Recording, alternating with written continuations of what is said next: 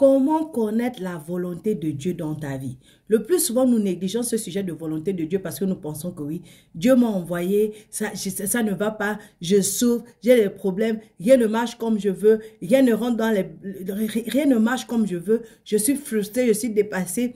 Qu'est-ce qui dit que même le fait que je sois sur cette terre-là, c'est la volonté de Dieu? Ce genre de questions qu'on se pose. Mais non, est-ce que tu sais que c'est vital pour toi de connaître la volonté de Dieu pour ta vie?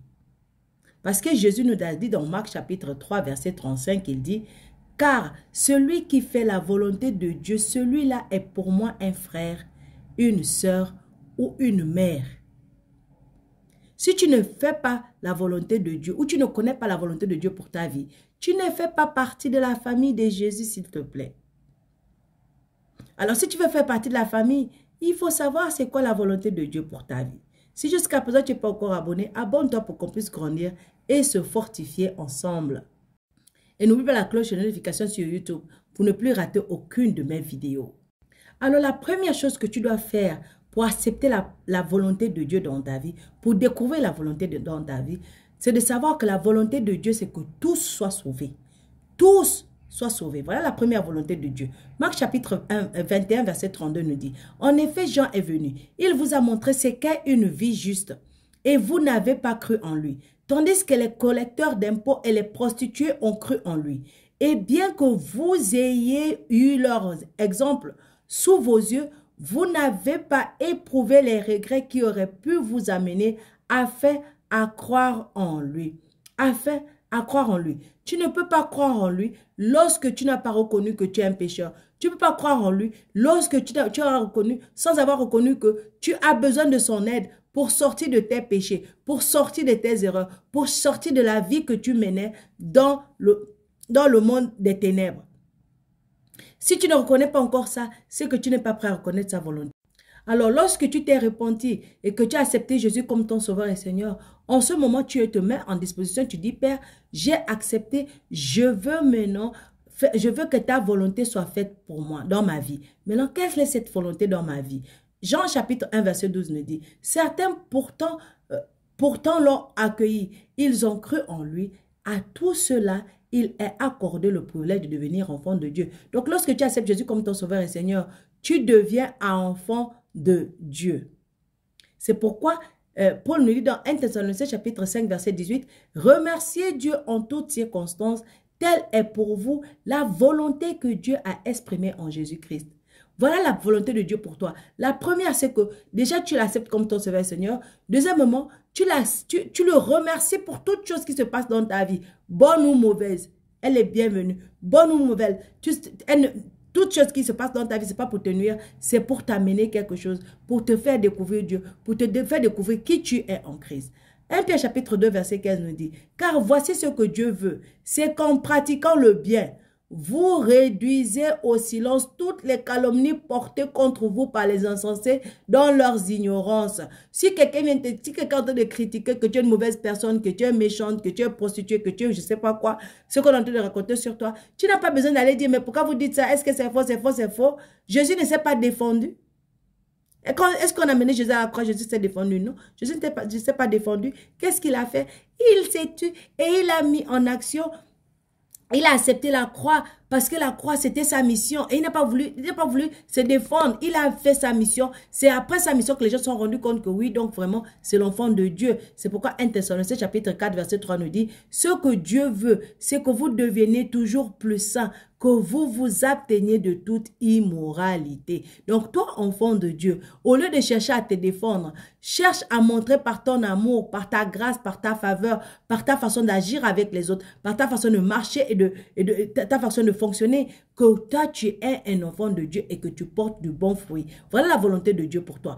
Romains chapitre 12 verset 2 nous dit, « Ne prenez pas comme modèle le monde actuel, mais soyez transformés par le renouvellement de votre intelligence pour pouvoir discerner la volonté de Dieu, ce qui est bon, ce qui lui plaît et ce qui est parfait. » Tu ne peux pas discerner ça lorsque tu es éloigné de la parole de Dieu. Tu ne peux pas discerner ça lorsque tu ne passes pas le temps dans la prière. Tu ne peux pas discerner ça lorsque tu ne passes pas le temps dans la lecture de la Bible, ni dans la méditation de la parole de Dieu. Parce que Jésus nous a dit que c'est ce qui rentre, c'est ce qui sort du cœur qui souille, c'est pas ce qui rentre.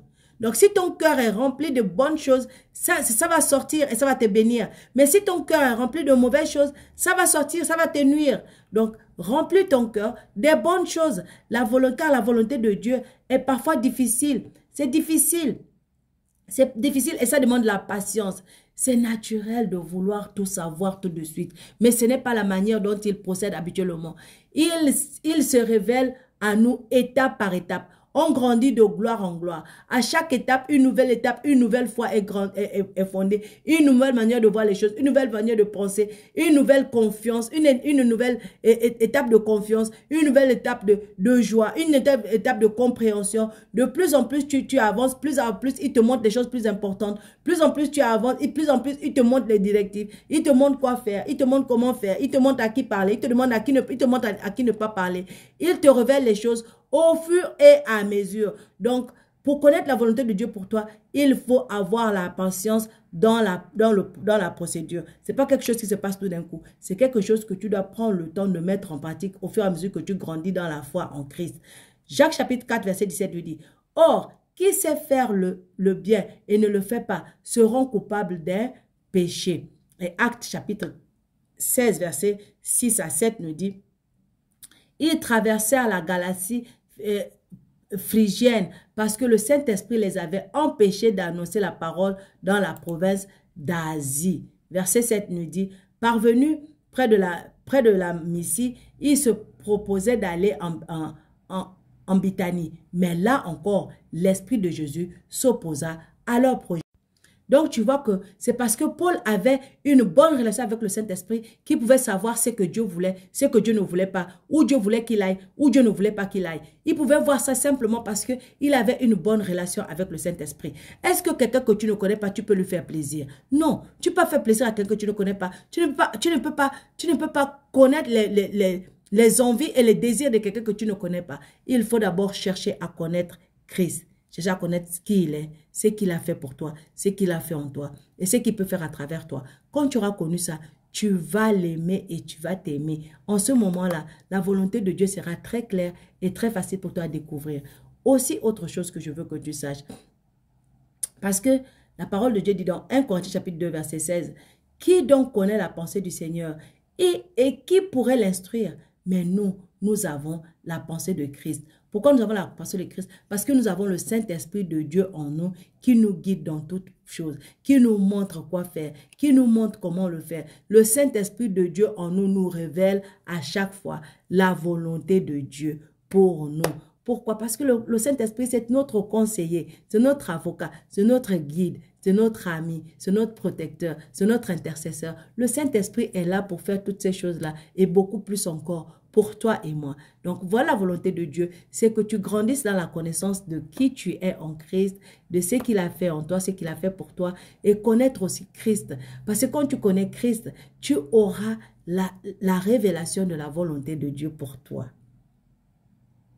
Alors, s'il te plaît, attache-toi à la parole, médite là-dessus, mets-la en pratique. Le début, ce n'est pas facile, mais avec le temps, tu vas t'habituer. Tu vas voir que Dieu va t'ouvrir les portes et Dieu va te fortifier et te montrer vraiment tout ce dont tu as besoin de savoir. Dieu va te montrer tout ce que tu veux savoir.